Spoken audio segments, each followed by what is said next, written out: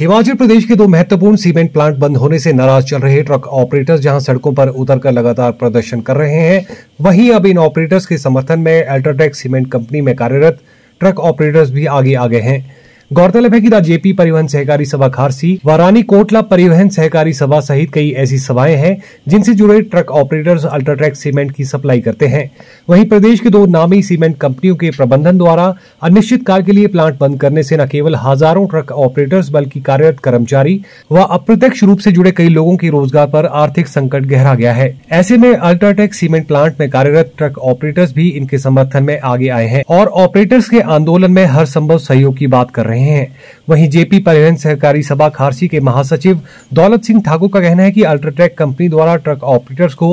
9 रुपए 58 पैसे hill area में जबकि 5 रुपए 29 पैसे प्लेन एरिया में दिया जाता है। वहीं अन्य दोनों सीमेंट कंपनियां रेट को लेकर ट्रक ऑपरेटर्स के साथ शोषण करने पर क्यों आतुर है, जबकि 4 लेन बनने के बाद बिलासपुर से कीरतपुर का 23 किलोमीटर एरिया कम होने से सीमेंट कंपनियों को भी ही लाभ मिलेगा। वहीं रानी कोटला परिवहन सहकारी सभा के प्रधान प्रेम सिंह ठाकुर ने कहा कि कंपनी प्रबंधन ने अड़ियल रवैया व हजारों लोगों के रोजगार को देखते हुए प्रदेश सरकार से जल्द ही दोनों सीमेंट प्लांट पर अधिग्रहण करने व दोनों प्लांटों को खोलने की मांग की है, जिसको लेकर प्रदेश के ट्रक ऑपरेटर्स द्वारा सरकार का पूर्ण सहयोग करने की बात कही गई है। ट्रांसपोर्ट सोसाइटियों के कार्यों को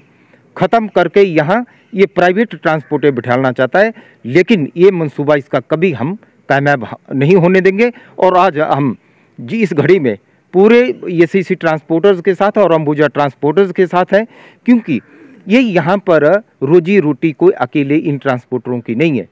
आज पूरे जिला के अंदर आप देखिए, बरमाना से लेकर के गरमौड़ा तक और कीरतपुर तक हजारों जो ढाबे थे, छोटा मोटा काम करने वाले, कोई मैकेनिक का काम कर रहा है, कोई ग्रीस का काम है, कोई पंचर का काम है, कोई स्पेयर पार्ट की दुकान है, तो सभी के ताले लगे हुए। और जितने हमारे ड्राइवर हैं वो ड्राइवर हमारे गाड़ियां छोड़ करके दूसरे राज्यों में चले गए। अभी सर हमें 9 रुपये 58 पैसे सीमेंट का हिल का रेट मिल रहा है और 5 रुपये 29 पैसे प्लेन का रेट मिल रहा है। बताओ इसमें सर्वाइवल होगी?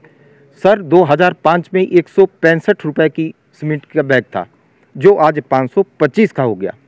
उस समय 7 लाख रुपए का ट्रक आता था और आज ट्रक 30 लाख रुपए का 6 टायरा है। तो लोगों के ऊपर कर्ज है और लोग जो हैं वो बहुत बुरी आर्थिक स्थिति यहाँ की गड़बड़ा जाएगी। तो इसलिए समय रहते मैं प्रदेश सरकार से ये मांग करता हूँ कि इस विषय पर बहुत गंभीरता से सोचें और इस अंबानी के काले जादू में ना फंसें। इन दोनों प्लांटों के ऊपर हिमाचल प्रदेश के हजारों युवक प्रत्यक्ष और परोक्ष रूप से अपने रोजगार से अपने रोजमर्रा की ज़िंदगी को चला रहे थे, किंतु आज इस दुख की घड़ी में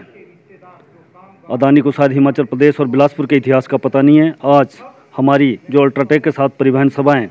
कार्य में लगी हुई है, इस कार्य में हम तन मन धन से इन दमनकारी उद्योगपति के खिलाफ एसीसी और अंबुजा के साथ हम कंधे से कंधा मिलाकर इसके आंदोलन में साथ हम इनका साथ दे रहे हैं। और आने वाले दिनों में अगर प्रदेश सरकार ने इसको सही ढंग से टैकल नहीं किया, अपनी शक्तियों का प्रयोग करते हुए इसका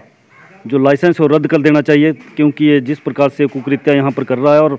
भय और अशांति का जो वातावरण इसने इस शांत प्रदेश में किया, उसके लिए इसका दुष्परिणाम इसको भुगतने पड़ेंगे आने वाले दिनों में। और अगर ये